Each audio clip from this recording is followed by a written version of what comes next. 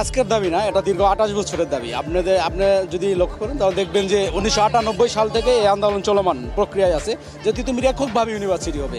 তো তারপরে বিভিন্ন চক্রান্তের মধ্য দিয়া 2005 সালে তিতুমির ইউনিভার্সিটি হওয়ার কথা ছিল, বাট জগন্নাথ ইউনিভার্সিটি হয়ে যায়, যে সিট আমাদের বৈষম্য করা হয়।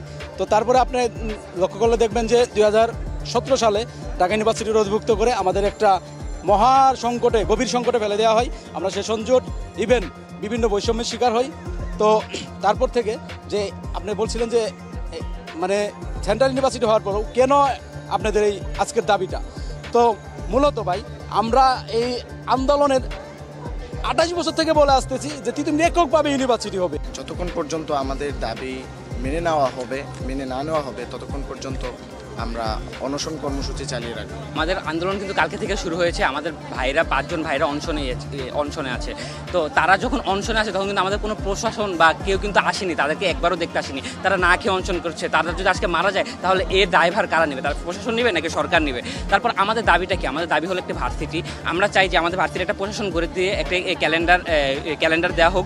আমরা যে দাবি, আমরা 7টা দাবি নিয়ে আজকে এসেছি। আমাদের 7টা দাবির ভিতরে একটা হলো গিয়ে আমরা চাই একটা ভার্সিটি স্বতন্ত্র। আমরা চাই যে এবার 24-25 সেশনে আমাদের তিতুমির ভার্সিটির আন্ডারে হোক, আমাদেরকে একটি স্বতন্ত্র একটি ফান্ড দেওয়া হোক। আমাদের বিশ্ববিদ্যালয়ের ল এবং জার্নালিজম অন্য যে স্বতন্ত্র সাবজেক্টগুলো আছে সেগুলো দেওয়া হোক। এছাড়া আরও 7টি দাবি আছে যেটা আমরা চাই, যেটা সম্পূর্ণ সব কথার এক কথা হলো আমরা একটি স্বতন্ত্র ভার্সিটি চাই। যার জন্য আমরা কিন্তু এই অনশন কর্মসূচিতে নেমেছি এবং আমাদের দাবি যদি না মানা হয় তাহলে আমরা আরও কঠোর থেকে কঠোরতর কর্মসূচি দেব। তিতুমির তো 35,000 শিক্ষার্থীর একজন, একটা শিক্ষা প্রতিষ্ঠান, 11 একর জমি, কি হবে এই জায়গায় যেয়ে, তাই না? সেই জন্য আসিফ নাহিদ বা তারা কেউ আসছে। আমরা যাদেরকে বসাইলাম তারাই আমাদের সাথে দ্বিচারিতা করছে। আসিফ নাহিদ, তারা আমাদের আসিফ ভাই বা নাহিদ ভাই, তারা আমাদের সাথে এখন পর্যন্ত কোনো রকম কোনো কথা বা আমাদের সাথে আমাদের মতামত বা আমাদের কোনো কিছু জানতে চায়নি। আমাদের 35,000 শিক্ষার্থীর মতামত তারা না নিয়ে তারা চাচ্ছে আমাদেরকে বাকি 6 কলেজ সহ একত্রে সেন্ট্রালে যোগ করছে। বাট আমাদের এতে কোনো মতামত নেই। আমরা বাকি 6 কলেজকে সেন্ট্রালে বা তাদেরকে যদি সেন্ট্রাল দেওয়া হয়, 6 কলেজের জন্য আমাদের শুভকামনা, তাদেরকে দেওয়া হোক। বাট আমাদেরকে একক রাখতে হবে। আমরা আমাদের একক দাবিটা আজকের নয়, আমরা দাবিটি করে আসছি দীর্ঘ 27-28 বছর যাবত। এর আগে আমাদের সিদ্দিক ভাই এর জন্য চোখ দিয়েছে।